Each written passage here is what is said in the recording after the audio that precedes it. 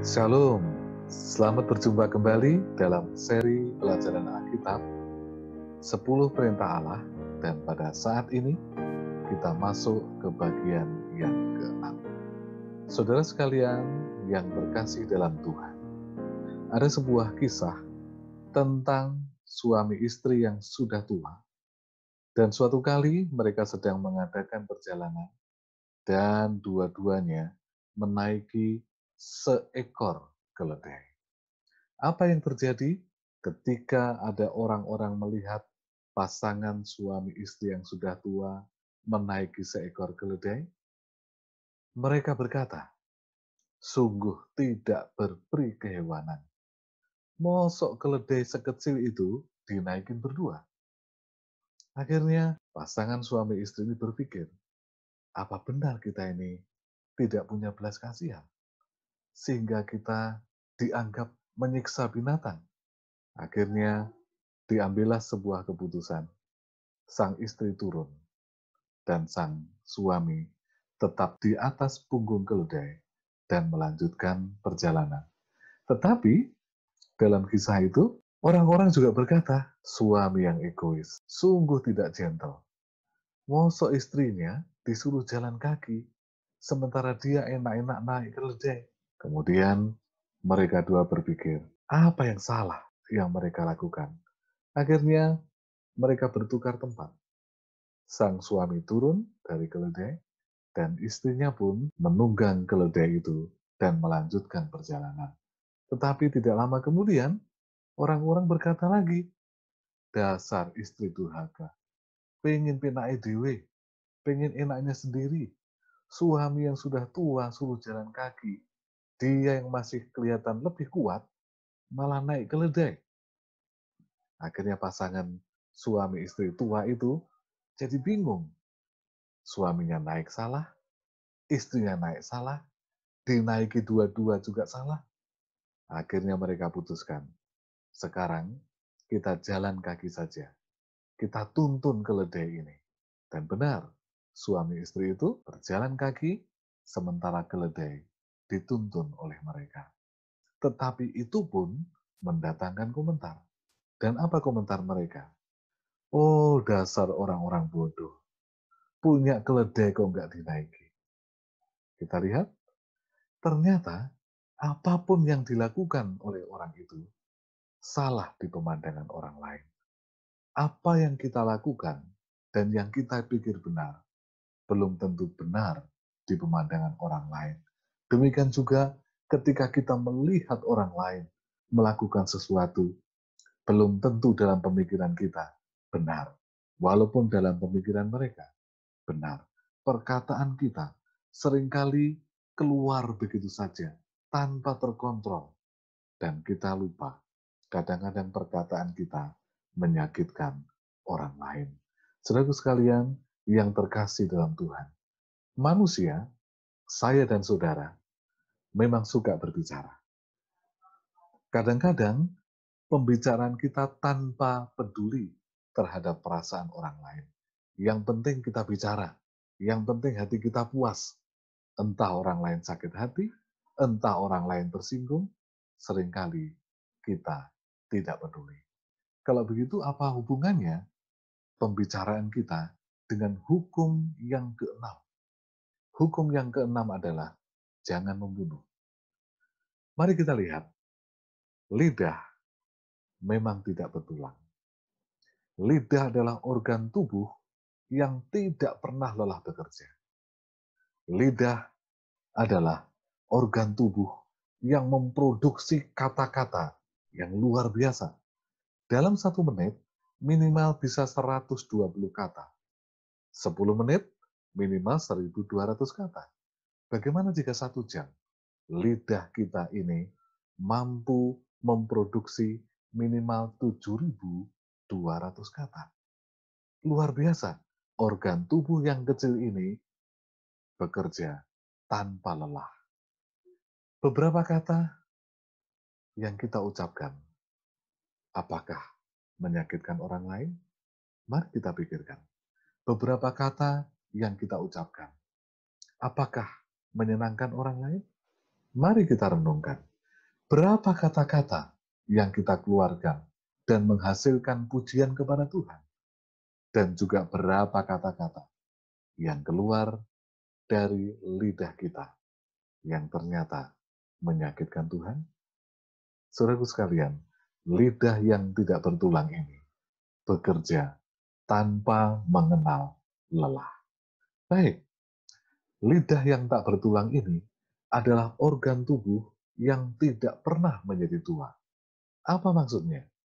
Saudaraku sekalian, semua organ tubuh kita bisa menua dan akhirnya berkurang fungsinya.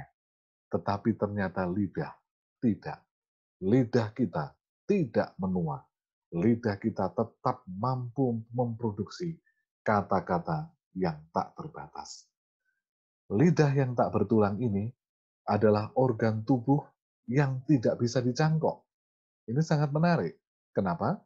Karena beberapa organ tubuh bisa dicangkok. Jika ada orang gagal ginjal, ada solusi, cangkok ginjal. Jika ada orang gagal jantung, ada solusi, ada cangkok jantung. Jika orang gagal dalam penglihatan, juga ada solusi, karena ada cangkok mata. Tetapi ternyata tidak ada cangkok lidah.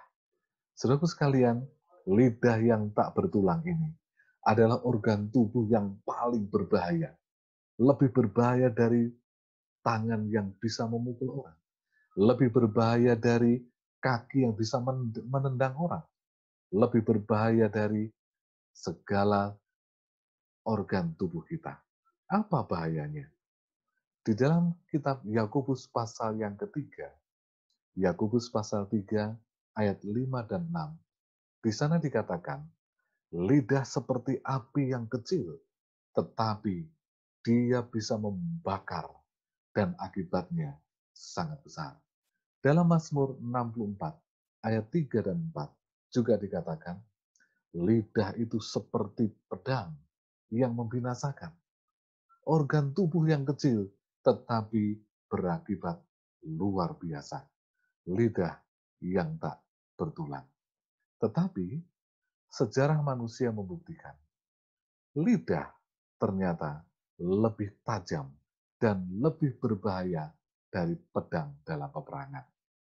Pedang melukai tubuh, tetapi lidah menghancurkan rumah tangga, menghancurkan hubungan antar anggota keluarga. Lidah memiliki kuasa menghancurkan yang luar biasa.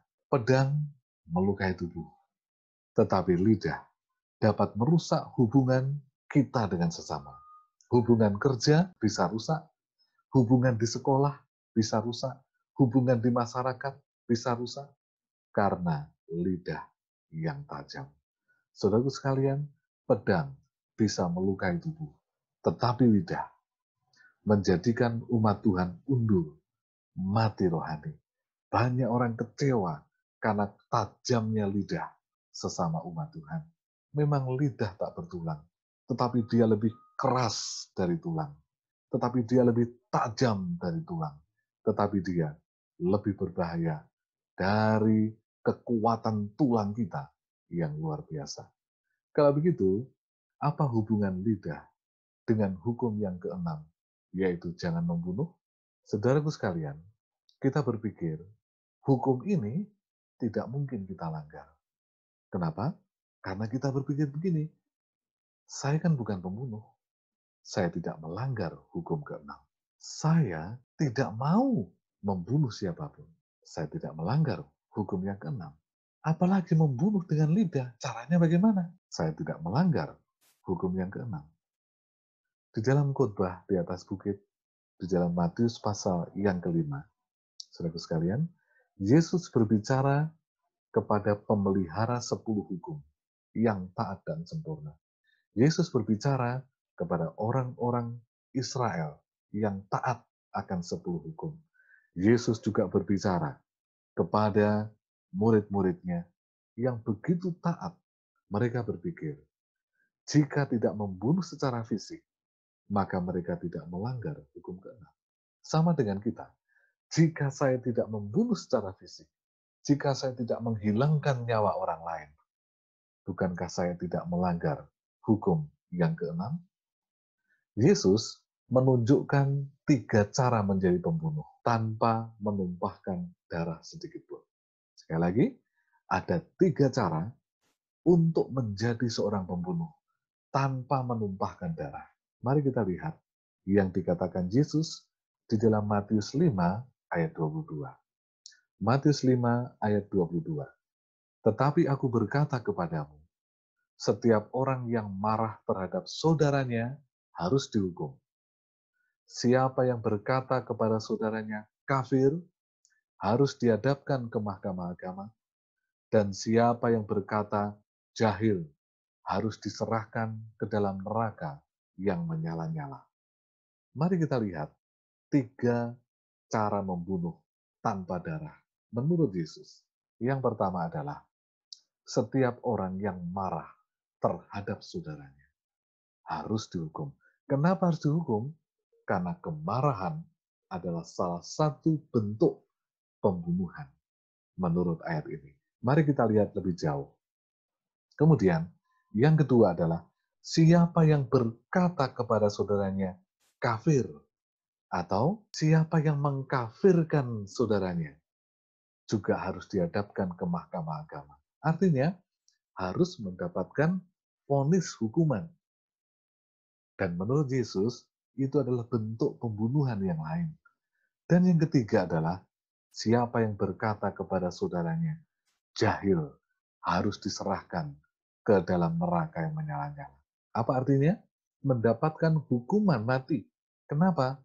Karena ketika seorang berkata jahil kepada orang lain, orang itu sedang melakukan pembunuhan dalam bentuk yang lainnya.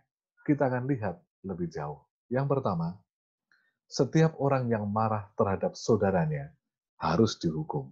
Apa maksud Yesus dengan kalimat ini? Di dalam Matius 5 ayat 21 dikatakan, jangan membunuh. Siapa yang membunuh harus dihukum. Kemudian, siapa yang marah terhadap saudaranya harus dihukum. Itulah kata Yesus. Sekarang kita bandingkan dengan di ayat 21. Siapa yang membunuh harus dihukum. Yesus sedang menyamakan kemarahan dengan membunuh. Apa maksudnya? Saudara sekalian, ketika Yesus menyamakan marah dengan membunuh, ini marah yang bagaimana? Ya, jika membunuh adalah buah, ternyata marah adalah akarnya. Itulah sebabnya Yesus menyamakan marah itu dengan istilah membunuh. Aksi membunuh adalah buahnya, sedangkan kemarahan adalah akarnya. Apa maksudnya? Saudara sekalian, ternyata pembunuhan seringkali diawali dengan kemarahan. Tanpa ada kemarahan, maka tidak ada pembunuhan. Jadi, Yesus lebih masuk ke dalam, ke akar masalahnya. Sebenarnya masalahnya bukan membunuhnya, karena masalah utama ada di dalam hati, yaitu kemarahan yang disimpan.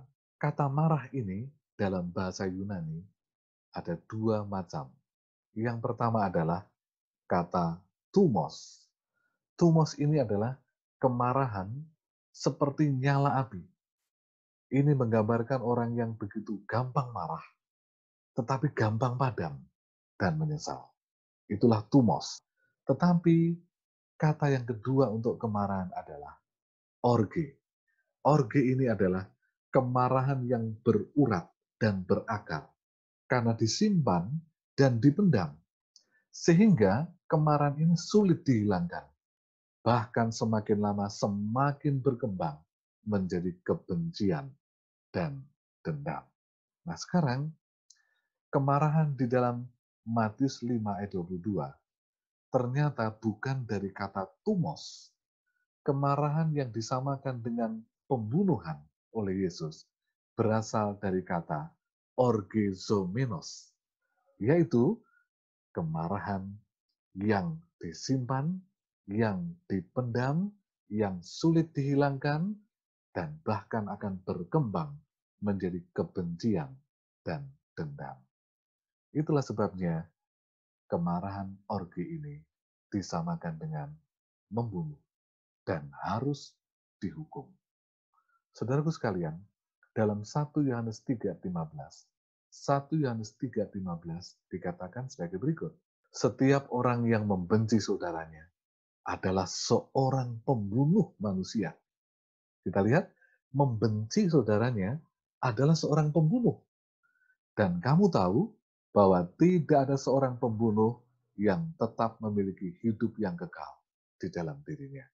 Siapa yang berkata ini? Bukan saya, tetapi Alkitab yang menyatakan.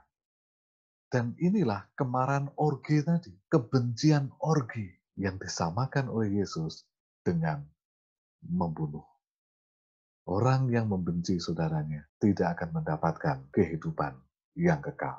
Sekarang, contohnya dalam Alkitab adalah Kain.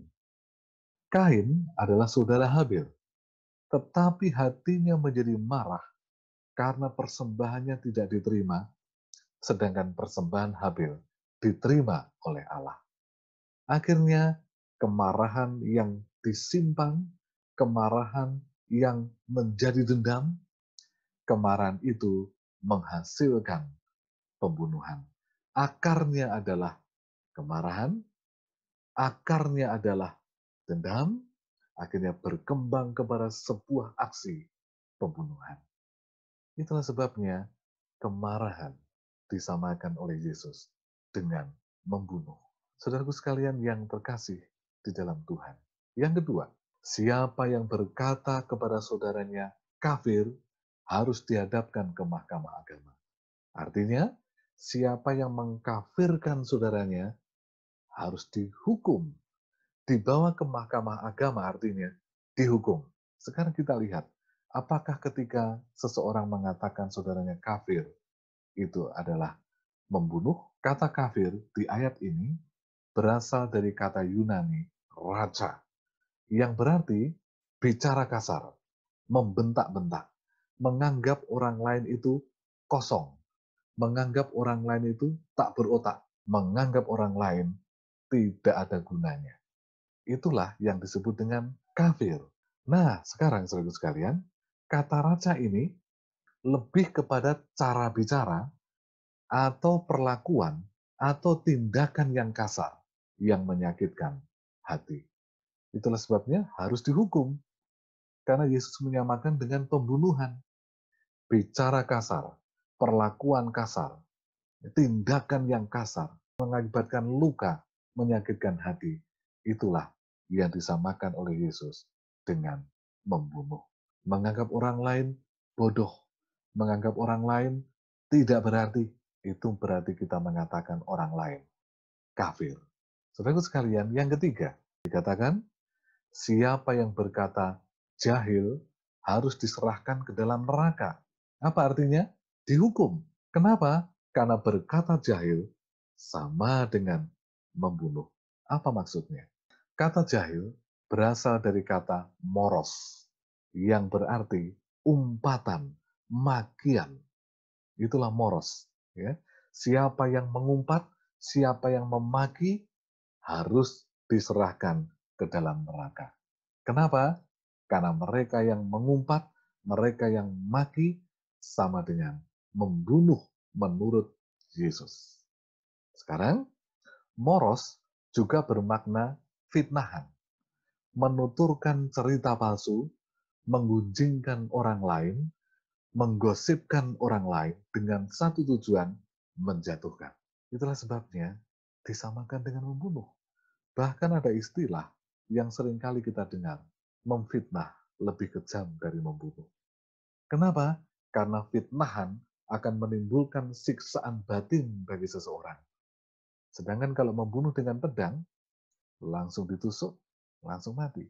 Tetapi fitnahan, cerita palsu, gunjingan, gosip yang menjatuhkan, itu akan membuat orang menderita, membuat orang kehilangan harga diri. Saudara sekalian, sekarang kita bisa melihat kata jahil di sini ternyata memiliki arti yang sangat dalam. Itulah sebabnya harus dimasukkan ke dalam neraka. Moros juga berarti pembunuhan karakter. Bisa melalui kata-kata merusak nama baik seseorang yang mengakibatkan orang lain tidak punya pengharapan, yang membuat orang lain jelek di mata orang lain. Saudaraku sekalian, kita masih ingat tadi, pembunuhan adalah buahnya. Karena kemarahan adalah akarnya. Kenapa? Yesus ingin ketika akarnya disembuhkan, akar kemarahannya disembuhkan, maka pembunuhan tidak akan terjadi secara fisik. Saudaraku, kita semua adalah pembunuh kalau begitu. Pada saat kita menyimpan kemarahan pada orang lain, pada saat kita mendendam pada orang lain, pada saat kita mengeluarkan kata-kata kasar, memaki, menganggap bodoh, memfitnah, menggosipkan, merusak reputasi atau nama baik orang lain, kita termasuk dalam pelanggaran hukum yang keenam. Apakah kita harus memotong lidah kalau begitu? Ternyata tidak. Kenapa? Karena lidah itu hanya showcase, hanya yang tampak luar dari apa yang tidak kelihatan, yaitu hati. Jadi masalahnya sebenarnya bukan di lidahnya, tapi ada di hatinya. Hati adalah pabrik dari kata-kata yang diucapkan oleh lidah.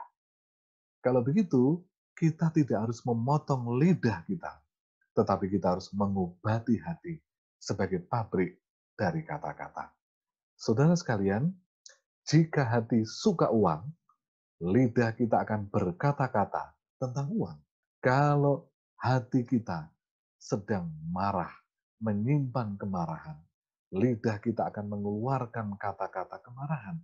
Kalau di dalam hati ada kepedihan, di dalam hati ada akar kepahitan, kita akan mengatakannya, kita akan mengungkapkannya melalui kata-kata.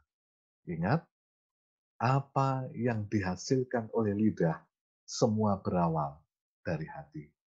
Jadi, kita tidak perlu memotong lidah kita, tetapi kita perlu melihat masalah di hati kita. Kalau begitu, apa yang harus kita lakukan? Yang pertama, Matius 5 ayat 23. Matius 5 ayat 23, Yesus memberikan penjelasan selanjutnya. Sebab itu, jika engkau mempersembahkan persembahanmu di atas mezbah, dan engkau teringat akan sesuatu yang ada dalam hati saudaramu terhadap engkau. Ayat 24, tinggalkanlah persembahanmu di depan mezbah itu, dan pergilah berdamai dahulu dengan saudaramu.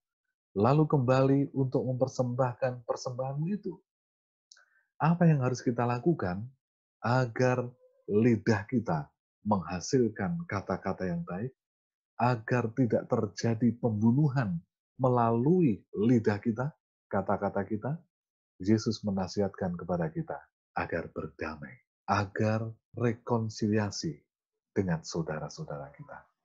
Memperbaiki hati, karena hati kita sedang bermasalah dengan orang lain.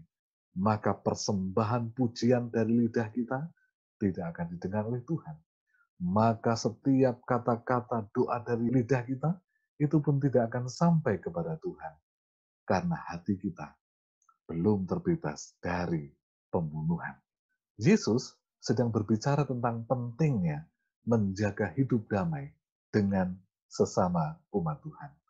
Apa maksudnya? Yesus ingin kita menghilangkan kemarahan. Yesus ingin kita menghilangkan dendam. Yesus ingin kita menghilangkan kebencian. Yesus ingin kita menghilangkan kekerasan. Yesus ingin kita menghilangkan fitnah. Supaya ibadah kita, persembahan kita, pujian kita berkenan di hadapan Allah. Ternyata, saudara sekalian, hati yang terbebas dari kemarahan, hati yang terbebas dari dendam, hati yang terbebas dari kebencian, terbebas dari kekasaran, dari fitnah, lebih penting dari hanya sekedar fisik kita datang ke gereja. Hati yang berubah, Hati yang penuh dengan damai lebih penting dari memberi sejumlah uang untuk persembahan. Membawa hati yang penuh dengan penyerahan, yang penuh dengan kasih, lebih penting dari kata-kata dalam doa, bahkan dalam belajar firman Allah. Jika kita masih menyimpan kemarahan, jika di hati kita masih ada dendam, jika kita masih ada kebencian pada saat kita beribadah, maka ibadah kita tidak berkenan kepada Allah. Kenapa? Karena kita sedang menyimpan satu karakter, tabiat seorang pembunuh, melanggar perintah yang keenam. Apa yang harus kita lakukan? Yang kedua, Yakobus 1 ayat 19. Yakobus 1 ayat 19 dikatakan, hai saudara-saudara yang kekasih, ingatlah hal ini. Setiap orang hendaklah cepat untuk mendengar, tetapi lambat untuk berkata-kata, dan juga lambat untuk marah. Sehingga ketika kita cepat untuk mendengar, ketika kita lebih suka untuk mendengar, maka emosi kita pun akan lebih terarah. Kita akan lebih lambat untuk marah. Dan kita akan menjaga kata-kata yang keluar dari mulut kita. Ada sebuah peribahasa, jagalah lidahmu di antara gigimu. Berpikir 2 kali sebelum berbicara. Apa artinya? Kita harus betul-betul memikirkan matang-matang setiap kata-kata kita, sehingga tidak akan melukai orang atau tidak akan melukai hati Tuhan. Matius 12 ayat 36, Matius 12 ayat 36, tetapi aku berkata kepadamu, setiap kata sia-sia yang diucapkan orang harus dipertanggungjawabkannya pada hari penghakiman. Di dalam kehidupan di dunia ini, ada 4 hal yang tidak akan pernah kembali. Yang pertama adalah batu setelah dilemparkan. Ketika kita melempar batu, entah itu batu kecil, entah itu batu besar, batu itu tidak kembali kepada kita, tetapi akan sampai kepada tempat yang jauh. Yang kedua, sesuatu yang tidak mungkin kembali adalah kesempatan setelah dilewatkan. Itulah sebabnya ada istilah, tidak ada kesempatan kedua. Ya. Kalau ada kesempatan, cepat tangkap. Karena bisa jadi tidak akan ada kesempatan lagi. Kesempatan yang kita abaikan, yang sudah kita lewati, tidak akan kembali. Kemudian, yang ketiga, yang tidak akan kembali adalah waktu setelah itu berlalu. Waktu tidak akan kembali. Itulah sebabnya selalu ada nasihat. Gunakan waktu sebaik-baiknya. Karena waktu tidak akan kembali. Dan yang keempat adalah, yang tidak akan kembali dalam kehidupan kita adalah perkataan setelah diucapkan. Perkataan yang terlanjur keluar tidak bisa ditarik lagi. Perkataan yang terlanjur dikatakan, diucapkan, tidak dapat ditarik lagi. Itulah sebabnya kita harus benar-benar menjaga ucapan kita, menjaga kata-kata kita. Saudaraku sekalian, mengapa harus lambat marah kalau begitu? Di Yakobus 1 ayat 20 dikatakan, sebab amarah manusia tidak mengerjakan kebenaran di hadapan Allah. Ini bukan perkataan saya, ini perkataan Alkitab. Amarah manusia tidak mengerjakan kebenaran di hadapan Allah. Justru seringkali menutup kebenaran. Harusnya orang lain mengenal kebenaran. Tapi karena kemarahan kita menutup kebenaran, nasihat firman Tuhan, haruslah kita lambat marah. Dalam arti, ya jangan marah. Ayat 21, Yakobus 1. Sebab itu buanglah segala sesuatu yang kotor dan kejahatan yang begitu banyak itu, dan terimalah dengan lemah lembut firman yang tertanam di dalam hatimu, yang berkuasa menyelamatkan jiwamu. Bagaimana supaya kemarahan tidak ada dalam hati kita? Isi hati kita dengan firman-Nya. Isi hati kita dengan nasihat Tuhan. Tanam dalam hati kita firman Tuhan yang selalu diberikan kepada kita untuk memberi petunjuk kepada kita. Bahkan di ayat 21 dikatakan, firman itu berkuasa menyelamatkan jiwamu. Betapa luar biasanya lidah atau kata-kata. Karena lidah dan kata-kata kita ternyata berhubungan dengan keselamatan kita. Bahkan keselamatan orang lain. Yang ketiga, Mazmur pasal 64 ayat 3. Yang menajamkan lidahnya seperti pedang, yang membidikkan kata yang pahit seperti panah. Ibrani 4 ayat 12, sebab firman Allah hidup dan kuat, lebih tajam daripada pedang bermata dua manapun. Ia sanggup membedakan pertimbangan dan pikiran hati kita. Ada persamaan ternyata. Lidah kita tajam seperti pedang. Firman Allah lebih tajam dari pedang bermata dua. Apa artinya?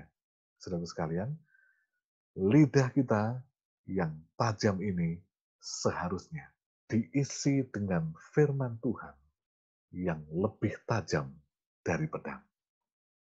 Lidah kita yang bisa membunuh seharusnya diisi dengan firman Tuhan yang walaupun keras, yang walaupun tajam, tetapi membawa kepada keselamatan.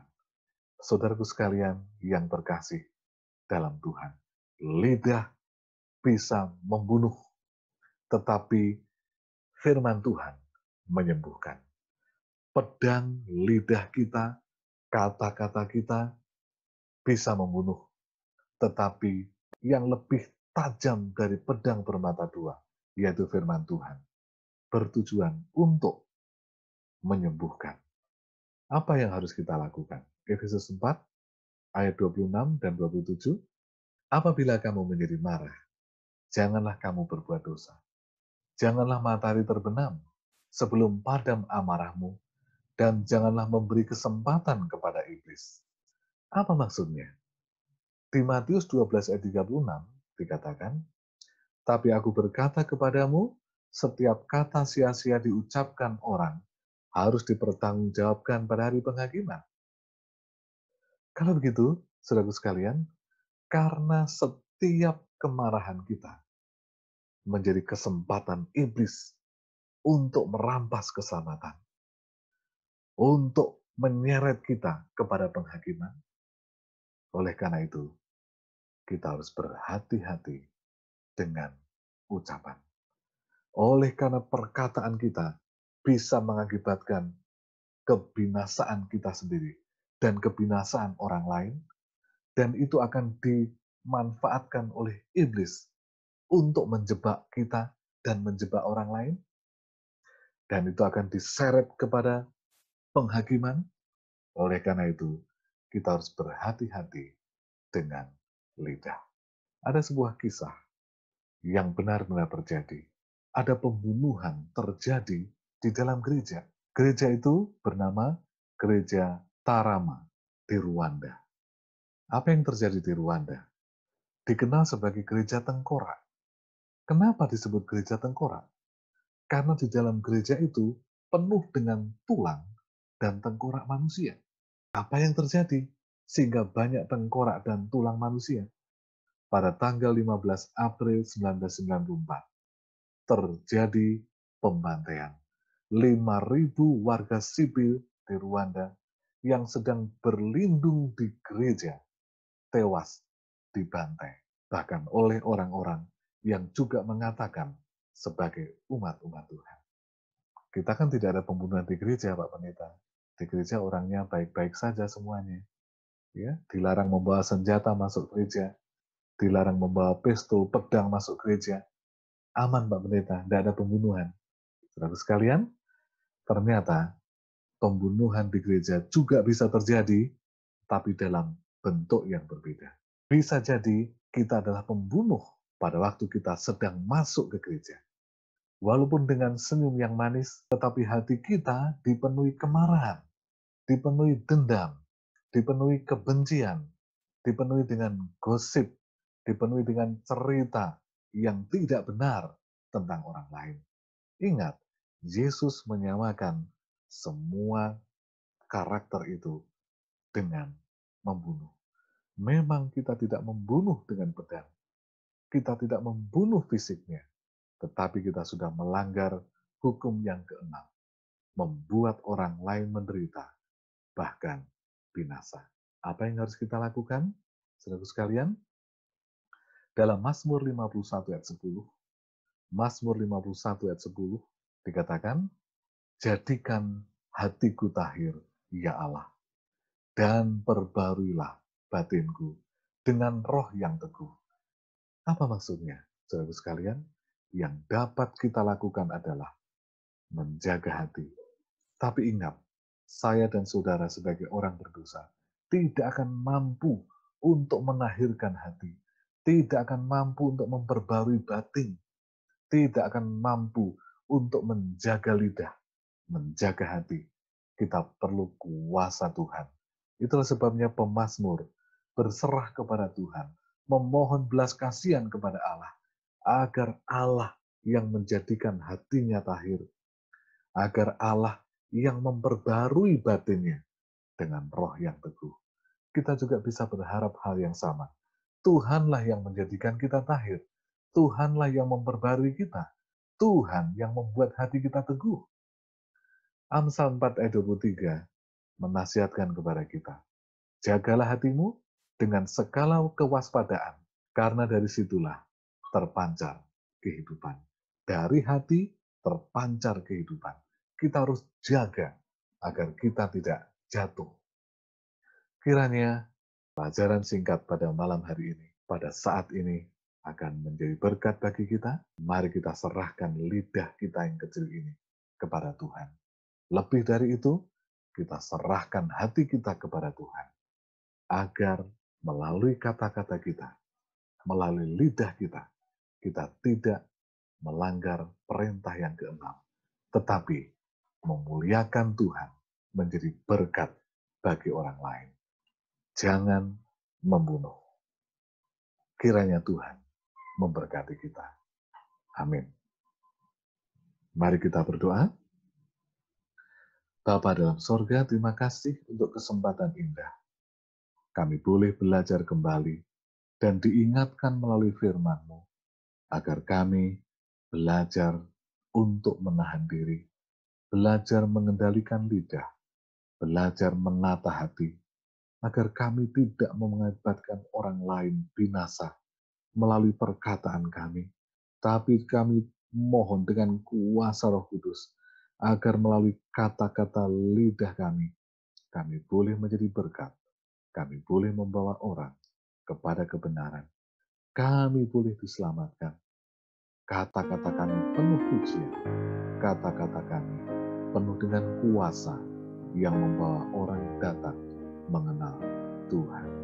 Mengampuni kami, ya Bapa, di dalam nama Tuhan Yesus. Amin.